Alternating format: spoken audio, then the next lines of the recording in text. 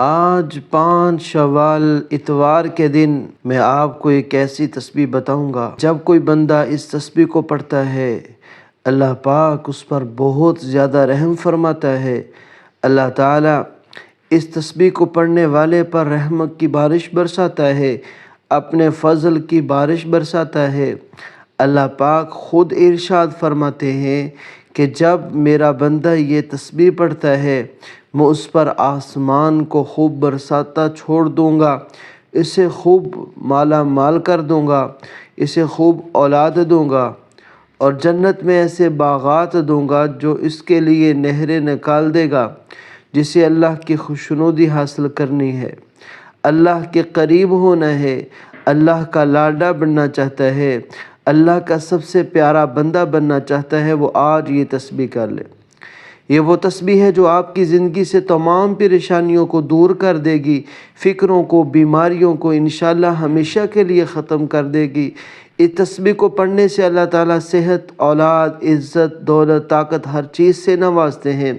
اللہ والو، انسان کو تو اللہ نے اشرف المخلوقات بنایا ہے، اس کو اللہ تعالیٰ نے سمجھنے کی صلاحیتیں عطا کی ہیں کہ وہ جو بھی سیاہ سفید کرتا ہے اپنی مرضی سے کرتا ہے، لیکن انسان ہونے کے ناطے اس سے گناہ بھی ہو جاتے ہیں، لیکن اللہ تعالیٰ اس بندے پر ہمیشہ اپنا فضل و کرم فرماتے رہتے ہیں، اس کی توبہ قبول فرماتے رہتے ہیں۔ اللہ والو، جب کوئی بندہ انکساری سے اپنے گناہوں کا اعتراف کرتا ہے، اللہ سے اپنی بخشش طلب کرتا ہے تو اللہ پاک بہت زیادہ خوش ہوتے ہیں، اس کے لیے اپنی رحمت کے بند دروازے کھول دیتے ہیں، پھر اسے اتنا عطا فرماتے ہیں جو اس کے وہم و گمان سے بڑھ کر ہوتا ہے۔ یعنی یہ بندہ جب اللہ سے استغفار طلب کرتا ہے، مغفرت طلب کرتا ہے، گناہوں پر معافی مانگتا ہے تو اللہ اس سے خوش ہوتے ہیں۔ اللہ والو، دین اسلام میں استغفار کی بڑی اہمیت ہے۔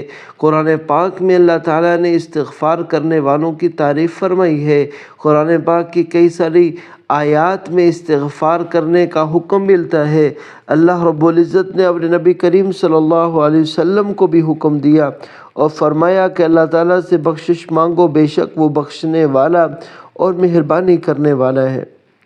سورہ مزمل میں اللہ تعالیٰ نے مومنوں کو اس بارے میں حکم دیا، اللہ تعالیٰ سے بخشش طلب کرتے رہو، بے شک وہ بہت مہربان ہے، بخشنے والا ہے۔ اللہ والو، آج ہم گناہوں کے سمندر میں غرق ہیں، قدم قدم پر رب کریم کی نافرمانیاں کر رہے ہیں، ہماری صبح، ہماری شام، ہماری رات معصیتوں میں نافرمانیوں سے گزرتی ہے، نافرمانیوں سے آلودہ ہے۔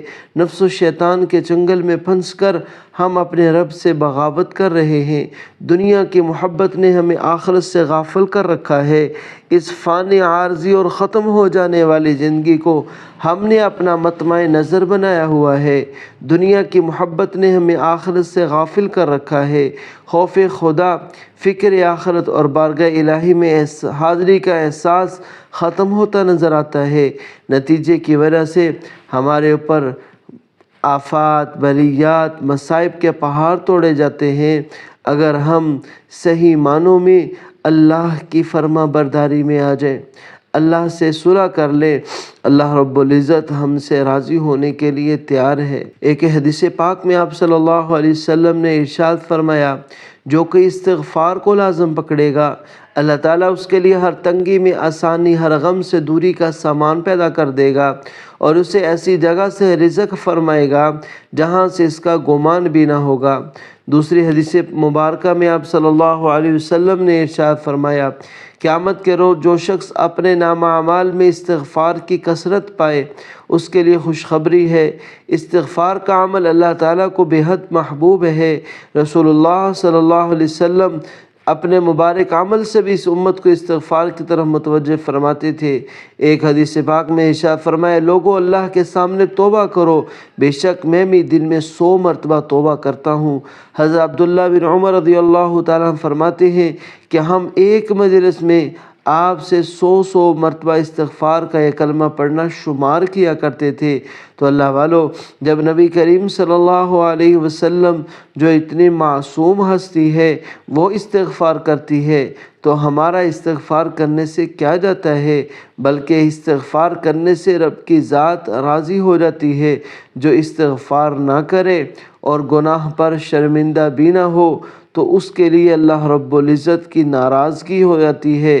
اللہ رب العزت پھر اس پر مختلف قسم کی مصیبتوں کو نازل کر دیتے ہیں، پریشانیوں کو مسلط کر دیتے ہیں۔ گناہوں پر شرمسار ہونا، اپنی لغزش کا اقرار کرنا، اپنے جرم کا اعتراف کرنا، وہ مبارک بابرکت عمل ہے جس کا توڑ شیطان کے پاس نہیں۔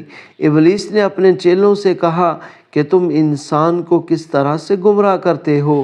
وہ کہنے لگے ہم ہر طریقے سے۔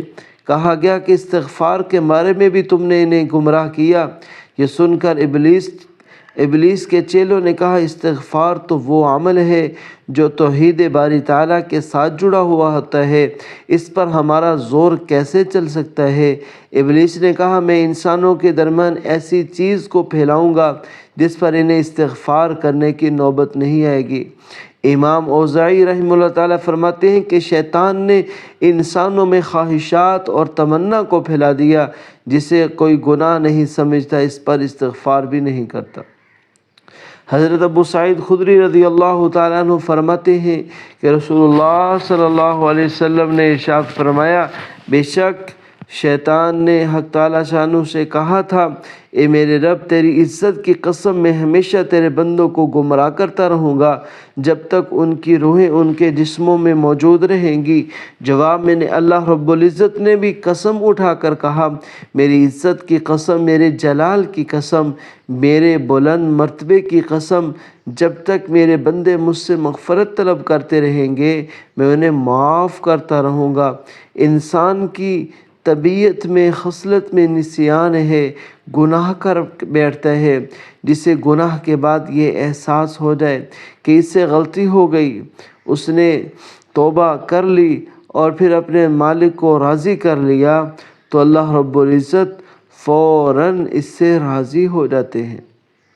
جس انسان نے توبہ کرتے وقت اللہ کی دربار میں حاضر ہو کر گر گڑا کر یہ بات کر لی کہ اللہ آئندہ گناہ نہیں کرتا، پکا عزم کرتا ہوں، جہاں پر بھی اللہ رب العزت کا یہ نافرمان بندہ اللہ رب العزت کو راضی کر لیتا ہے، رب کریم کی ذات کی طرف سے رحمت کی، برکتوں کی چھما چھم بارش نازل ہونا شروع ہو جاتی ہے۔ اللہ والوں، اگر آپ بھی اپنی ایسی زندگی کا آغاز چاہتے ہیں جس زندگی میں نہ کسی کے سامنے جھکنا پڑے، نہ کسی کے سامنے ہاتھ پھیلانے پڑے، نہ کسی سے کوئی سوال کرنا پڑے، بلکہ ایسی زندگی جہاں پر خوشیاں ہی خوشیاں ہوں، لذتیں ہی لذتیں ہوں، ایسی خوشی جس میں کامیابیاں ہی کامیابیاں ہوں، تو پھر آج یہ استغفار کی ایک تسبیح بتائے گئے طریقے پر کر لو، رب کریم سے معافی بتائے ہوئے طریقے پر مانگ لو۔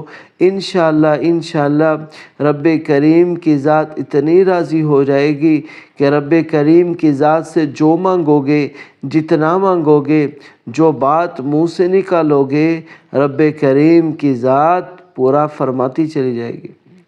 آج میری وہ تمام دکھیاری مائیں بہنیں، تمام مسلمان بھائی جو کہتے ہیں کہ ہم سالہ سال سے وظیفے کرتے کرتے تھک گئے ہیں، پریشانیوں نے، مصیبتوں نے، آفات نے، بلیات نے ہمارے گھر میں ڈیرے ڈال رکھے ہیں اور وہ تمام چیزوں سے نجات چاہتے ہیں، گھر کے کونے کونے سے پریشانیوں کا، مصیبتوں کا خاتمہ چاہتے ہیں اور چاہتے ہیں کہ ہمارے گھر کا بچہ بچہ ارب پتی بن جائے، تو آج یہ استغفار کی ایک تسبیح بتائے ہوئے طریقے پر پڑھ لیجیے گا۔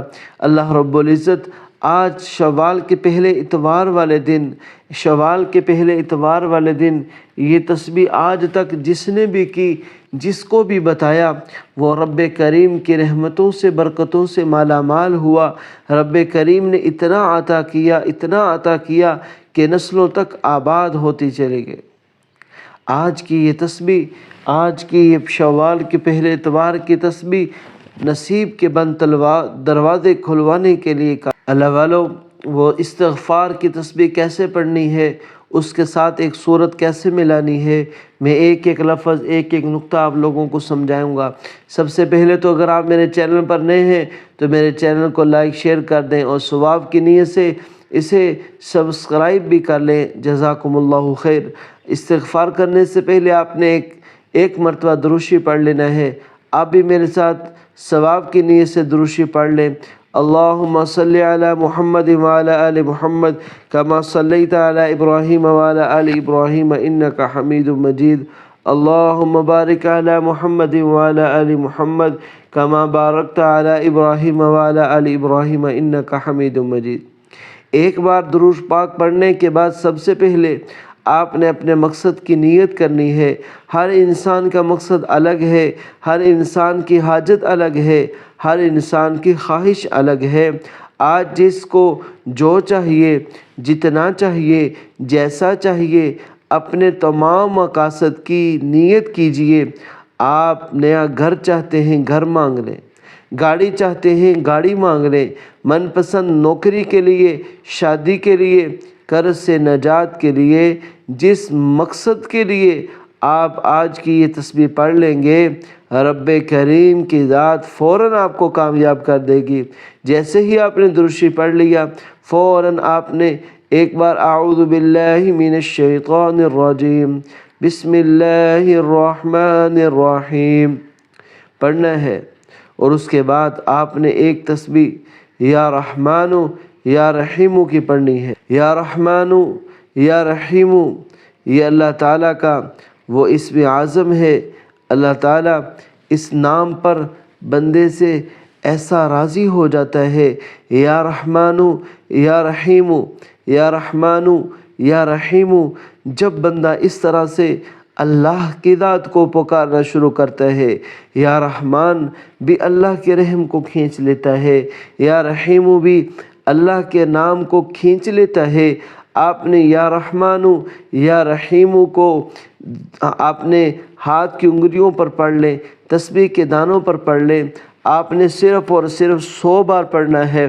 یا رحمانو یا رحیمو پڑھتے ہی رب کی ذات آپ کو راضی کر لیتے ہیں۔ اور اس کے ساتھ ہی دوسرا وظیفہ آپ نے استغفار کا کرنا ہے۔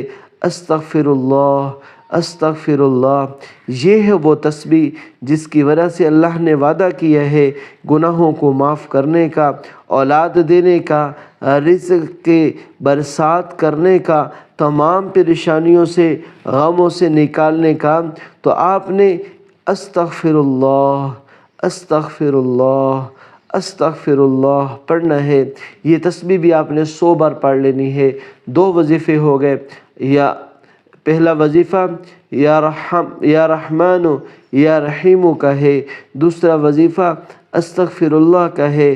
یہ دونوں وظیفے جیسے ہی آپ نے پڑھ لیے، وقت کی کوئی قید نہیں، کسی نماز سے پہلے، کسی نماز کے بعد پڑھنی ہے، لیکن جیسے ہی دوسرا وظیفہ مکمل ہو جائے تو آپ نے آج کا تیسرا وظیفہ، آخری وظیفہ سورۃ الاخلاص کا کرنا ہے۔